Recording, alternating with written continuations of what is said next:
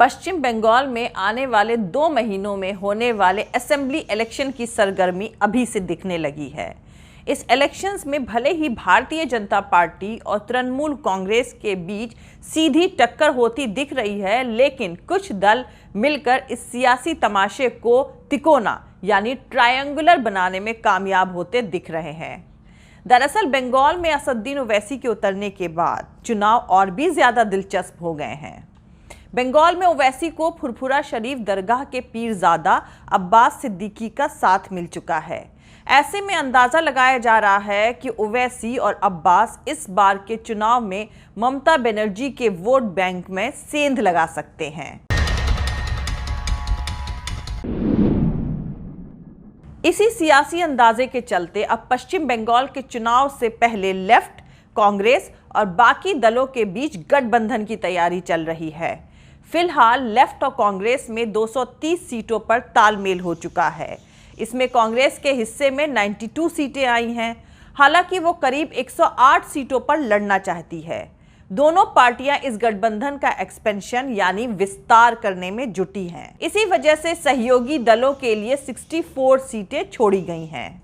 इनमें फुरफुरा शरीफ के पीरजादा अब्बासी की पार्टी इंडियन सेक्युलर फ्रंट यानी ISF के अलावा NCP और राष्ट्रीय जनता दल यानी RJD जैसे दलों को शामिल करने की कोशिश करी जा रही है। असदुद्दीन ओवैसी ने कुछ महीने पहले फुरफुरा शरीफ पहुंचकर पीरजादा अब्बासी के साथ मुलाकात करी थी और उनकी अगुवाई में चुनाव लड़ने की बात कही थी। उसके बाद अब्बासी ने हाल में ही अपनी नई पार्टी बना ली है और वो कम से कम 50 सीटों पर अपने उम्मीदवार उतारने का दावा कर रहे हैं। वैसे साल 2011 के बाद बंगाल में लेफ्ट और कांग्रेस की राजनीतिक जमीन यानी पॉलिटिकल जमीन लगातार खिसकती रही है, लेकिन अब की ये गठबंधन तृणमूल कांग्रेस यानी ममता बनर्जी की TMC और भाजपा का ऑल्टरनेटिव बनने का दावा कर रहा है। वैसे इससे पहले भी ये दोनों पार्टियां हाथ मिला चुकी हैं, लेकिन नतीजा कुछ खास नहीं रहा था। पर मौजूदा सियासी हालात में ये गठबंधन सत्ता के दोनों मेन दावेदार यानी ममता बनर्जी की TMC और भाजपा के लिए खतरा बन सकता है। दरअसल बीते लोकसभा चुनाव में लेफ्ट और काफी हद तक कांग्रेस के वोट बैंक पर भाजपा ने कब्जा कर लिया था। ऐसे में अगर अब की बार ये गठबंधन बेहतर परफॉर्म करते हुए अपनी खोई हुई जमीन वापस हासिल करता है तो उसका खामियाजा यकीनन भाजपा को ही भुगतना होगा। दूसरी तरफ अब्बासी के गठबंधन में शामिल होने की वजह से तृणमूल कांग्रेस यानी TMC के मुस्लिम वोट बैंक में भी सेंधमारी का अंदेशा है। इसके बावजूद बीजेपी और ममता बनर्जी की पार्टी TMC में से कोई पार्टी इस गठबंधन को ज्यादा अहमियत देने को तैयार नहीं है। जबकि पिछले चुनाव पर अगर नजर दौड़ाएं तो 31% वोट शेयर के साथ मुस्लिम वेस्ट बंगाल में किंग मेकर का रोल निभाते नजर आए थे। ममता बनर्जी के सत्ता में आने का पूरा क्रेडिट इन्हीं मुस्लिम वोटर्स को जाता है। बंगाल की 294 सीटों में से 90 सीटें सीधे तौर पर इन्हीं वोटर्स पर फोकस्ड रहती हैं।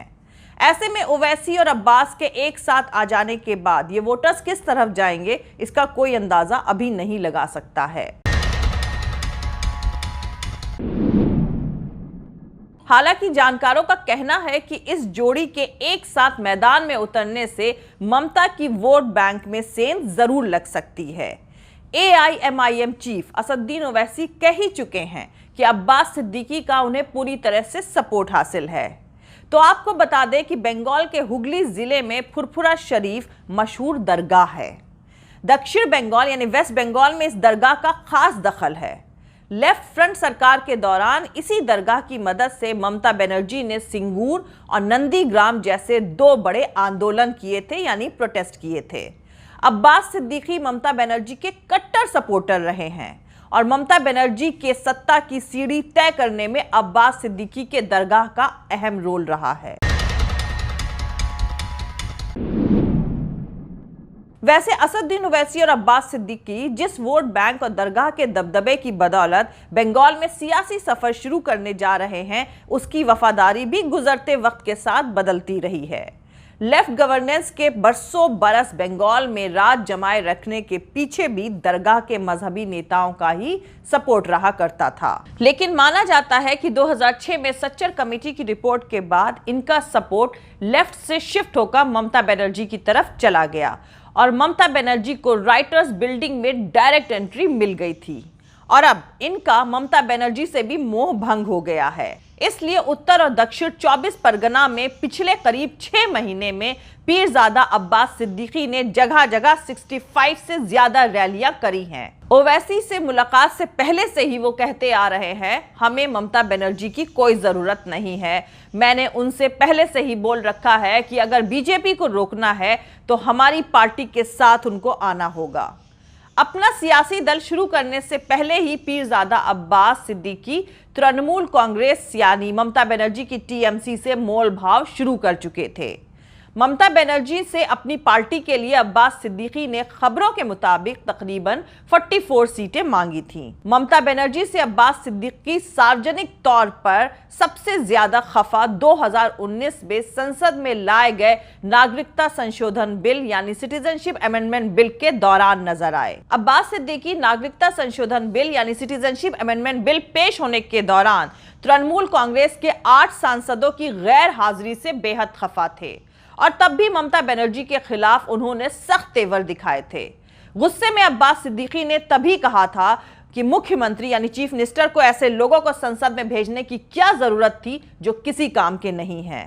वैसे बंगाल में सिटीजनशिप अमेंडमेंट एक्ट और राष्ट्रीय नागरिकता रजिस्टर यानी एनआरसी एक बड़ा मुद्दा है जो मुसलमानों को एकजुट कर सकता है। वेस्ट बंगाल के मालदा, मुर्शिदाबाद, दक्षिण दिनाजपुर, उत्तर दिनाजपुर, दक्षिण 24 परगना जैसे मुस्लिम मेजॉरिटी वाले इलाके हैं। इन 5 जिलों में 60 से ज्यादा विधानसभा सीटें हैं।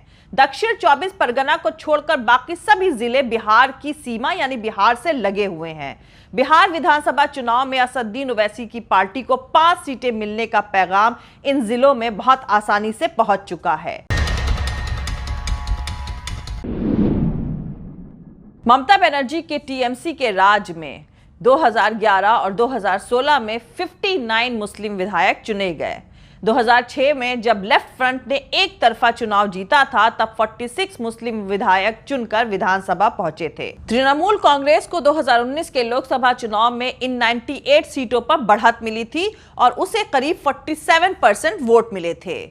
इन 130 में से 74 सीटों पर मुस्लिम आबादी 40 से 90% तक है। इन 74 में से 60 पर तृणमूल कांग्रेस ने 48% वोट पाकर बढ़त हासिल करी थी। असदुद्दीन ओवैसी की पार्टी एआईएमआईएम इन्हीं सीटों पर अपना उम्मीदवार उतारना चाहती है। दूसरी तरफ बंगाल बीजेपी के अध्यक्ष दिलीप घोष दावा कर रहे हैं कि यहां तृणमूल कांग्रेस और बीजेपी के बीच सीधा मुकाबला है और हम 200 से ज्यादा सीटें जीतकर सरकार बनाएंगे। उनके मुताबिक तमाम गठबंधनों का मकसद बीजेपी को हराना है, लेकिन बीजेपी सबसे मुकाबले के लिए तैयार है। वहीं तृणमूल कांग्रेस के सीनियर नेता और सांसद सौगत राय का कहना है कि इस गठबंधन का चुनावों पर कोई असर नहीं होगा, ये एक कमजोर तीसरी ताकत के तौर पर ही उभरेगा। उनका दावा है कि विधानसभा चुनाव में सीधे मुकाबले में बाजी तृणमूल कांग्रेस के हाथ में रहेगी और दूसरे नंबर पर भाजपा होगी। ये चुनाव ट्रायंगुलर यानी तिकोने मुकाबले में बदलता हुआ हरगिज नहीं दिख रहा है। जबकि बंगाल के कांग्रेस अध्यक्ष अधीर चौधरी का कहना है कि ओवैसी के साथ मेल मुलाकात के बावजूद पीरजादा अब्बासी सेक्युलर यानी धर्मनिरपेक्ष ताकतों के साथ ही चुनाव के मैदान में उतरना चाहते हैं। इससे यह बिलीफ टूट जाएगा कि विधानसभा चुनाव में टीएमसी और बीजेपी के बीच सीधा सीधा मुकाबला होगा। अधीर चौधरी के दावे के बावजूद लेफ्ट नेताओं में पीरजादा की पार्टी आईएसएफ को लेकर कुछ शंकाएं यानी कुछ डाउट्स मौजूद हैं। आईएसएफ ने खुद को मुसलमानों, दलितों और आदिवासियों की पार्टी होने का ऐलान किया है। वैसे कहा जा रहा है कि लेफ्ट और कांग्रेस ने इसी शर्त पर अब्बासी के साथ तालमेल की बात शुरू करी थी कि उनको ओवैसी से रिश्ते तोड़ने होंगे। बावजूद इसके लेफ्ट के नेता इस मामले में फूंक फूंक कर कदम रख रहे हैं, क्योंकि उनको डर है कि कहीं बीजेपी इस गठबंधन को मुसलमानों का करीबी बताकर हिंदू वोटर्स के पोलराइजेशन यानी उनकी ध्रुवीकरण की कोशिश ना करे। दावों और काउंटर चार्जेस से लगातार गर्माते मौजूदा सियासी माहौल में फिलहाल सबकी निगाहें इसी तरफ लगी हैं कि यह गठबंधन कैसी शक्ल इख्तियार करता है, क्योंकि इससे आगे चलकर कईयों की इक्वेशन यानी समीकरण बनने और बिगड़ने का अंदेशा है। वैसे बंगाल में यह कॉमन धारणा यानी ये कॉमन कंसेप्शन रहा है कि जिस भी पॉलिटिकल पार्टी को, जिस भी राजनीतिक दल को फुरफुरा शरीफ का समर्थन हासिल हो जाता है, चुनाव में उसकी जीत पक्की हो जाती है। जय हिंद, सत्यमेव जयते, अल्लाह हाफिज।